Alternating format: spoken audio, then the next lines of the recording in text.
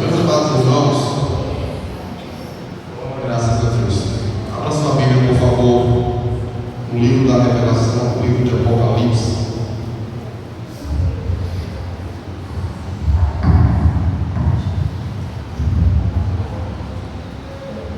Apocalipse, capítulo 2.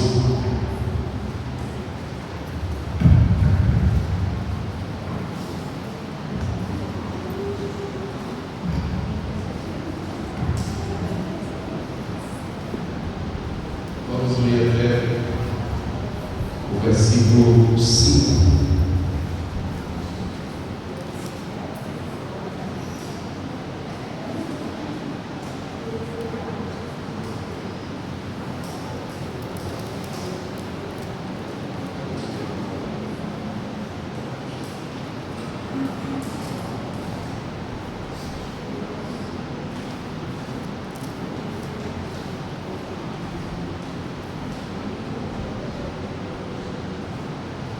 Antes de encontrar, diga glória a Deus.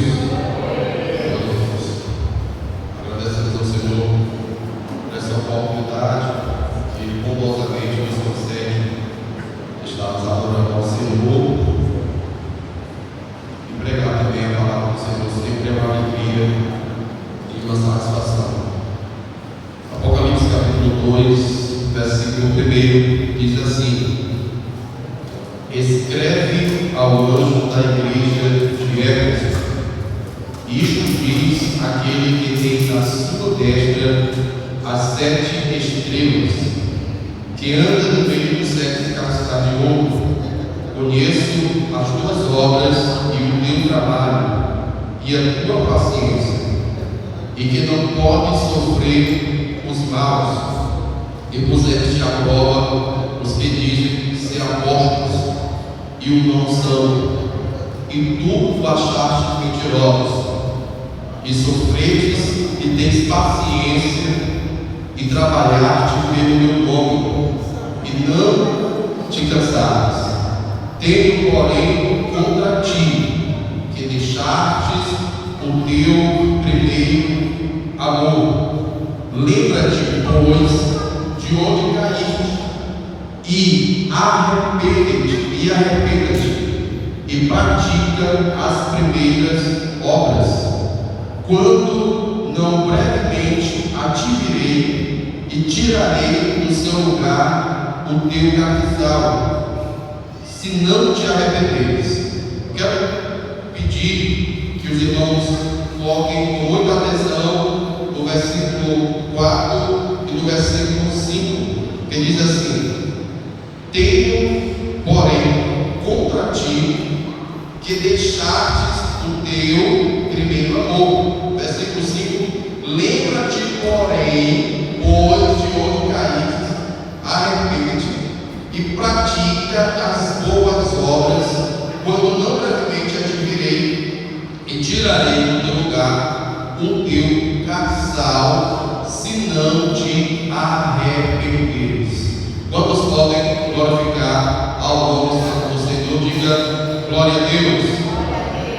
Queridos e amados irmãos, nesta noite, baseado na passagem de Apocalipse capítulo 2, quando Jesus está ali juntamente com João na ilha de Patmos, e através da revelação que Jesus passa para João, ele escreve por meio de João as 7 cartas à igreja que estava ali na região da Ásia.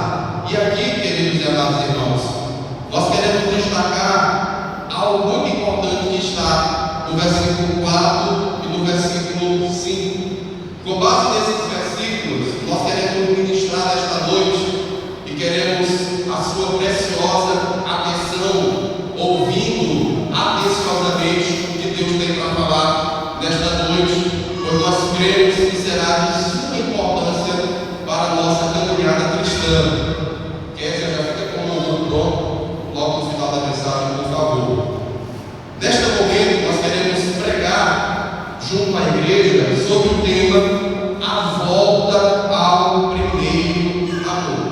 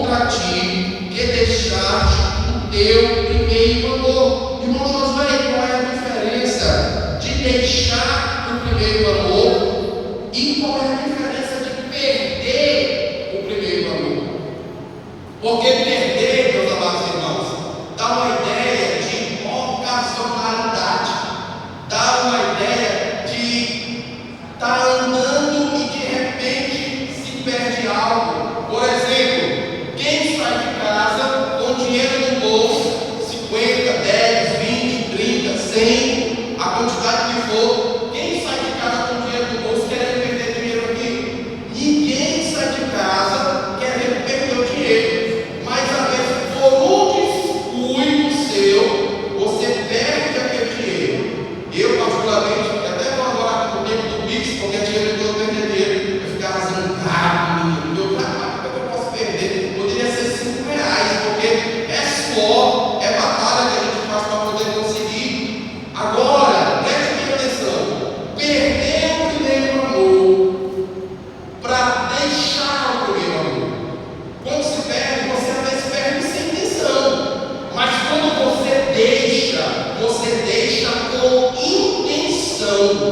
Por exemplo, uma mãe que às vezes tem um filho, você já deve ter visto isso na rede social, em jornais, noticiando que uma mãe às vezes deixa o filho. Ela perdeu o filho ou ela deixou o filho? Ela deixou o filho. Ela abandonou o seu filho. E aqui, queridos amados irmãos, que faz toda a diferença para nós entendermos a mensagem que Jesus está dirigindo para o anjo da igreja em Éfeso e para a igreja de Éfeso. Jesus está dizendo para aquela igreja: vocês deixaram, vocês não perderam, é intenção, vocês não estão mais me buscando como outrora. Mas Jesus escreve uma alerta para a igreja, escreve uma alerta para nós nos dias de hoje, em qual ele diz: tenho porém contra ti que deixaste o teu primeiro amor. E aí, Jesus, queridos amados irmãos, ao mesmo tempo que ele faz o alerta, que ele aponta o problema, qual é o problema da igreja de Éfeso? Ela não perdeu o amor totalmente, mas ela deixou o primeiro amor. Que primeiro amor é esse, irmão Josué? É fazer as coisas colocando sempre Deus no centro. Bendito seja o nome santo do Senhor. E aí no versículo seguinte, Jesus fala: lembra-te. Ao mesmo tempo que Jesus aponta o problema da igreja, ele também aponta a solução. Olha, vocês deixaram, vocês foram intencionais, vocês estão me deixando, vocês estão me abandonando, mas eu estou escrevendo a vocês, e prestem bem atenção: vocês estão deixando o primeiro amor. Mas tem um segredo, tem um caminho para que vocês retornem ao primeiro amor. E aí Jesus, no versículo seguinte, ele vai apresentando as chaves, as conexões, para que aquela igreja que está deixando o primeiro amor possa regressar, possa retornar, possa voltar a viver o primeiro amor. E aqui eu quero abrir nesta hora um momento de reflexão para nós, a igreja do Senhor que está presente aqui nesta noite. Você vai aí clicar no seu computador cabeludo e você vai navegar agora aí na sua mente. Você vai fazer uma introspecção e você vai analisar: você, igreja do Senhor Jesus, ainda está vivendo no primeiro amor ou você já abandonou o primeiro amor? Nós devemos fazer essa análise. Irmão Josué, o que é o primeiro amor? Nós vamos já responder isso para você, queridos amados irmãos. No final do século, Jesus, através de João, escreve essas revelações para a igreja da Ásia Menor, como a gente acabou de falar aqui para você. Sendo, queridos e amados irmãos, que a primeira carta para a igreja de Éfeso, essa igreja de Éfeso estava localizada em uma sociedade, em uma cidade em que o evangelho cresceu de forma exponencial. Além disso, Paulo foi responsável pela fundação e pela manutenção desta igreja, como nós podemos encontrar lá em Atos capítulo 19. E com base nesses versículos, queridos e amados irmãos,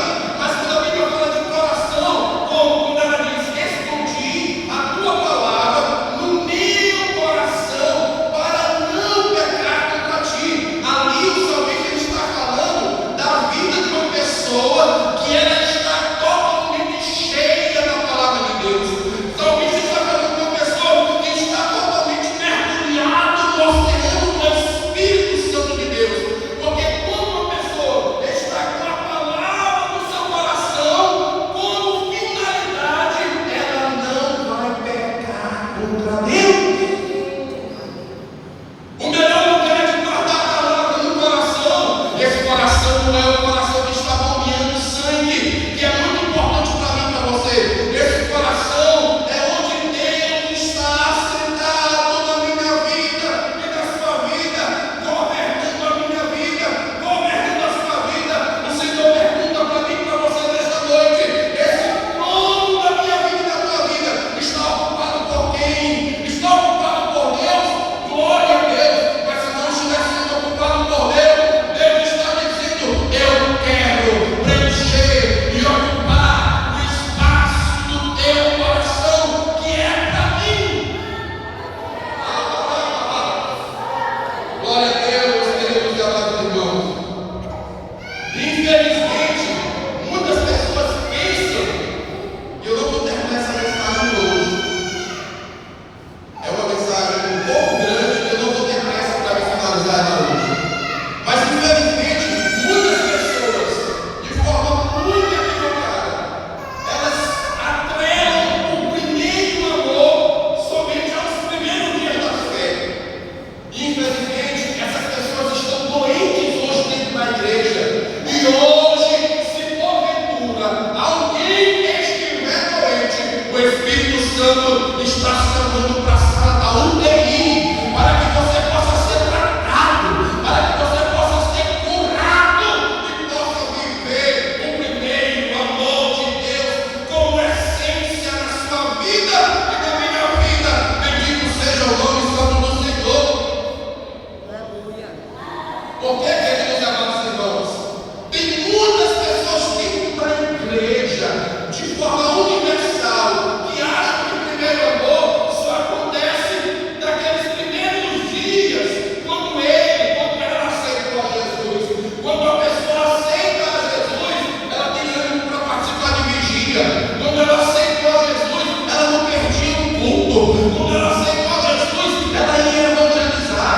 Quando ela aceitou a Jesus, ela fazia vigília de madrugada, ela orava de manhã, ela orava de tarde, ela orava de noite. Quando ela aceitou Jesus, ela não perdia uma escola bíblica dominical. Quando ela aceitou Jesus, ela não perdia um ciclo de oração.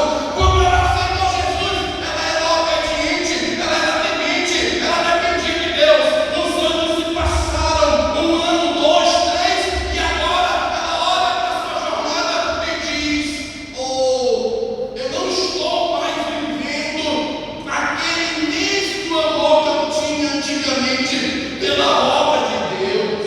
E aí, quando uma pessoa aceita a Jesus e começa a participar ativamente da obra do Senhor, essas pessoas, elas se viram para essas pessoas e dizem: oh, tão bonitinho, tão dedicado, mas infelizmente isso passa. É porque ele está vivendo o primeiro amor. Igreja, o Senhor tem uma mensagem para mim e para você nesta noite. Tenho porém contra ti, que deixaste o teu primeiro amor. E o Senhor está dizendo: lembra-te de onde caíste, arrependa-te e volta às práticas do primeiro amor. Jesus está chamando a gente para retornar à sua presença. Aleluia! Quantos podem glorificar e adorar o santo nome do Senhor? Qual é a importância de Cristo na tua vida? Qual é o espaço que Cristo está ocupando na tua vida? Dizer que nós amamos a Jesus, todos podem falar. Se você sair daquela porta ali e você topar qualquer pessoa que não professa a mesma fé que eu e você perguntar para ela: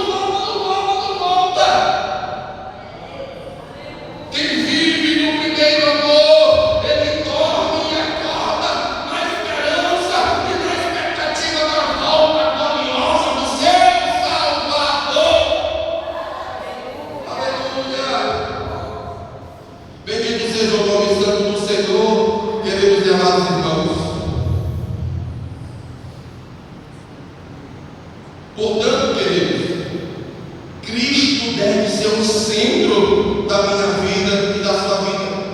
Jesus se dirige para a igreja de Éfeso, porque aquela igreja, você percebe na leitura, aquela igreja ela continuava fervorosa. Aquela igreja tinha obras. Aquela igreja ela estava ativa. Entendeu? Mas só que Jesus não era mais o centro daquela igreja. Aquela igreja estava vivendo de uma forma mecânica. Aquela igreja estava vivendo de uma forma robotizada. Estava no automático. Essa é a palavra que me veio agora à mente. Aquela igreja estava no automático. Aquela igreja congregava porque tinha que ir para o culto, porque era simplesmente se tornou um ambiente para estar, porque nós estávamos. Aquela igreja, alguém tocava instrumento, alguém regia, alguém dirigia, alguém pregava, alguém cantava, porque só fazia parte do roteiro. Deus está atrás de pessoas que estão querendo fazer roteiros, porque Deus não quer atriz. Deus está atrás dos verdadeiros adoradores que adoram o Pai em excelência. Aleluia, bendito seja o santo nome do Senhor, queridos e amados irmãos. Éfeso operava boas obras, mas Éfeso tinha perdido a presença de Deus na sua vida.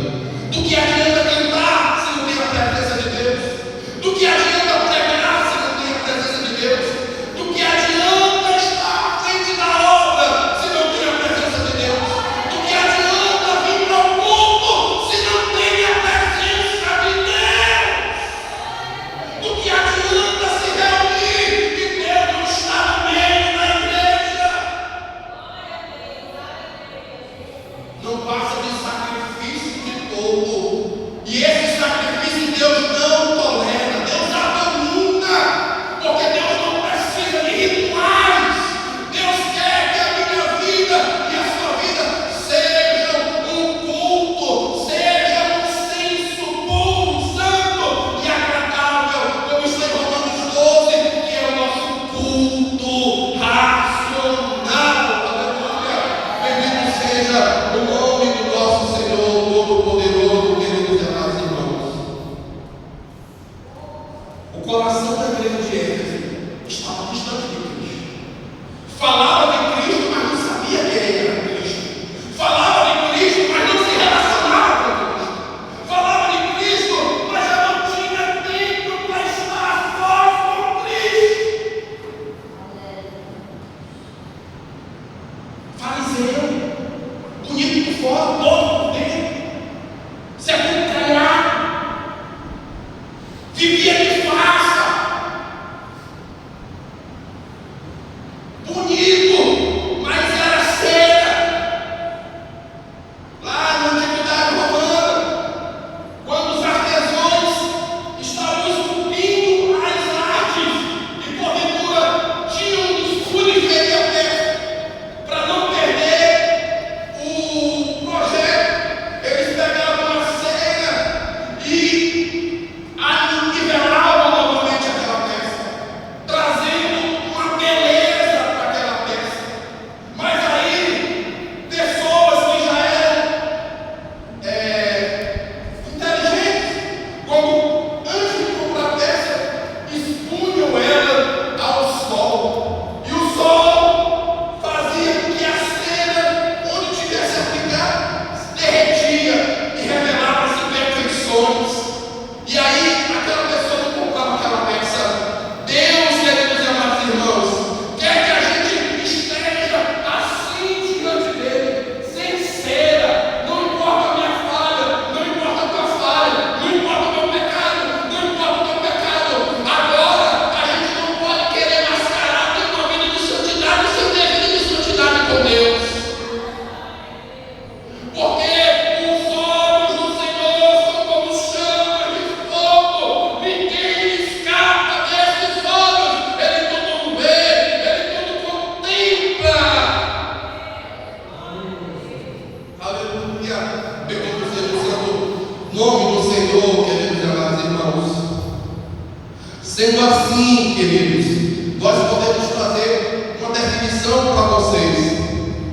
João, que é o autor aqui, orientado através do Senhor Jesus Cristo, queridos, ele fala muito sobre amor. Ele diz que Deus é amor, 1 João 4, versículo 8. Então, queridos amados irmãos, nós amamos porque o amor de Deus nos amou primeiro. Muitas pessoas acham, não, eu amo a Deus. Calma aí, vai devagar. Através da graça preveniente de Deus na minha vida e na sua vida, porque essa graça preveniente, irmão Josué, a Bíblia diz que nós somos salvos pela graça. É um dom que ninguém merece, mas Deus dá para mim e para você a salvação. Porque se nós formos salvos por obras, ninguém poderia ser salvo. Por isso que salvação é um dom, é um presente que Deus dá para mim e para você. Mas para nós correspondermos à salvação, que é o plano de Deus para a humanidade, entra a graça preveniente. E o que é que a graça preveniente faz em mim e em você? A graça preveniente, ela acontece mais ou menos antes de uma pessoa começar a namorar com a pessoa. Tem a fase do chapéu, tem a fase da conquista, a fase preveniente é mais ou menos isso. É Deus dando a capacidade para o ser humano responder ao chamado de amor para a salvação. Porque o ser humano por si só não tem capacidade de responder à salvação se não for por meio da resposta do Espírito Santo na minha vida e na sua vida, queridos amados irmãos. Então, queridos amados irmãos, nós podemos entender uma coisa: que o primeiro amor é a capacidade de responder ao amor que Deus tem para a minha vida e para a sua vida. Quando uma pessoa, presta atenção, quando uma pessoa deixa de responder ao primeiro amor, aquela pessoa está deixando de valorizar o amor de Deus por ela. É isso que eu estou querendo que você entenda nesta noite.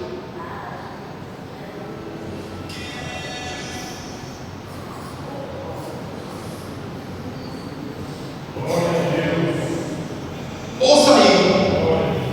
Então, viver no primeiro amor configura-se no primeiro mandamento expresso por toda a história de Israel. Você sabe qual é esse mandamento? O mandamento é: amarás o Senhor teu Deus de todo o teu coração, de toda a tua alma e de todo o teu entendimento. Bendito seja o nome santo do Senhor. É a partir deste lugar, quando nós estamos amando a Deus de todo o nosso entendimento, queridos e amados irmãos, é a partir deste lugar que as nossas mãos devem fluir e fazer boas obras ao Senhor. Infelizmente, muitas pessoas, muitos cristãos, apesar de serem perseverantes, apesar de serem talentosos, abandonaram o primeiro amor, tal como a igreja de Éfeso, tornaram-se infrutíferos. Quando a gente lê os versículos, queridos, nós percebemos que Jesus está tratando não somente sobre se relaxar com a obra de Deus, pois ele diz: conheço as tuas obras, porque tem muitas pessoas que nem fazer obra hoje em dia para Deus que estão fazendo, o que dirá os relaxados. Mas a igreja de Éfeso, ela não estava no estado de relaxamento, ela tinha obra, só que aquela igreja tinha obra que não glorificava o nome do Senhor. É por isso que não adianta pregar por pregar, não adianta cantar por cantar, não adianta ser crente só porque o pai e a mãe estão mandando vir para o culto. Você tem que ser crente de verdade, mesmo.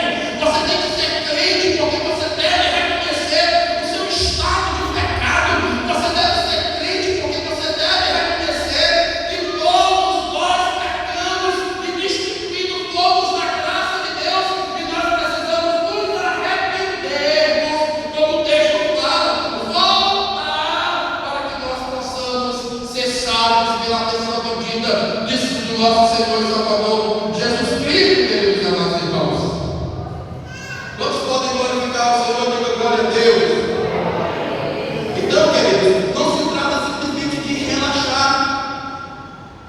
Jesus diz para eles que eles eram intensos, entendeu?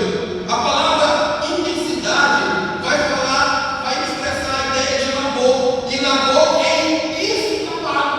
Ou seja, aquela igreja, ela tinha um intenso trabalho, mas aquele intenso trabalho, meus amados irmãos, não era para glorificar a Deus, era um trabalho simplesmente para atrair holofotes para si.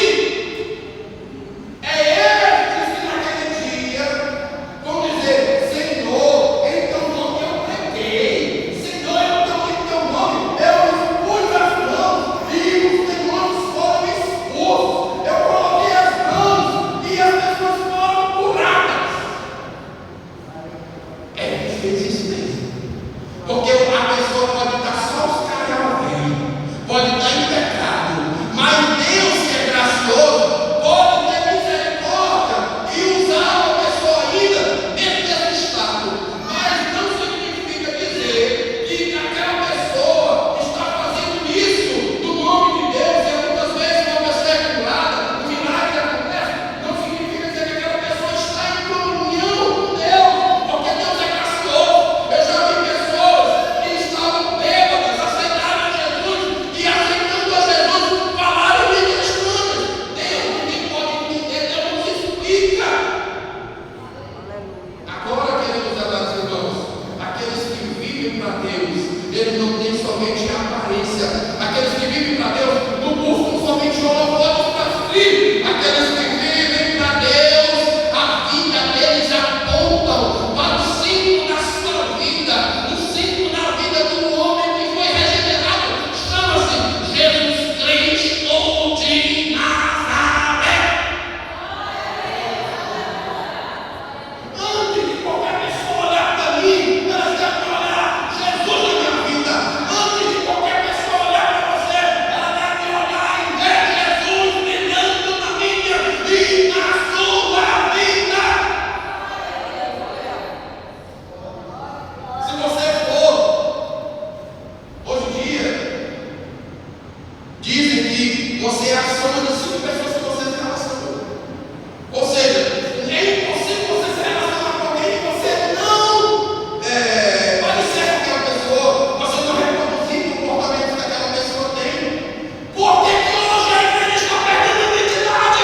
Porque não se relaciona mais com Jesus. Porque a igreja não sabe mais quem é Jesus. A igreja não sabe fazer trabalho, a igreja não sabe organizar evento, a igreja sabe fazer várias coisas, mas o que Jesus está falando também é: viva na minha presença, dependa de mim, me busque. Porque todos que me buscarem me encontrarão. Aleluia. Charles Spurgeon, ele tinha uma frase muito impactante. Ele dizia: eu sei trabalhar, mas eu sei que Deus pode fazer mais do que eu posso fazer. Então eu dobro os meus joelhos para que não seja eu que faça, mas que seja Jesus fazendo. Está faltando, queridos amados irmãos, nós dobramos os nossos joelhos. Nós não oramos mais, nós não vigiamos mais, nós não santificamos mais. A gente está vivendo uma vida secularizada. Se você for fazer uma pesquisa, a igreja hoje, em vez de influenciar, a igreja está se amoldando aos costumes do mundo. E a igreja não foi chamada para se amoldar ao mundo. A igreja é exatamente a eclésia do Senhor, tirados de fora da onde? Do mundo, tirados do mundo. Nós já fomos tirados do mundo. Para quê? Para brilhar a luz de Cristo. Somos sal da terra, somos luz do mundo. Você está iluminando na sua família? Porque hoje em dia as famílias estão arruinadas. Porque hoje em dia o inimigo está entrando dentro das famílias.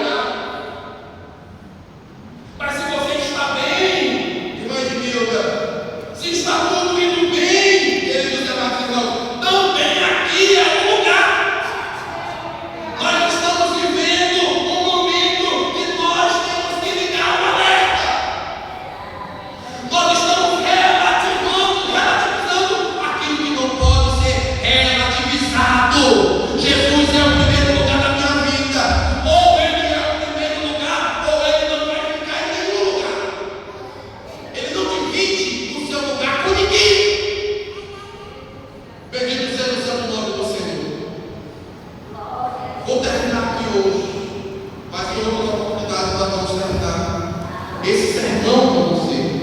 Mas hoje o Senhor liga um alerta para mim e para você. Desperta tu que dormes. Abandona o sono da negligência. Hoje o Senhor olha para mim e para você e diz: lembra-te de onde tu caíste e retornes ao primeiro amor, a prática das boas obras. Aleluia.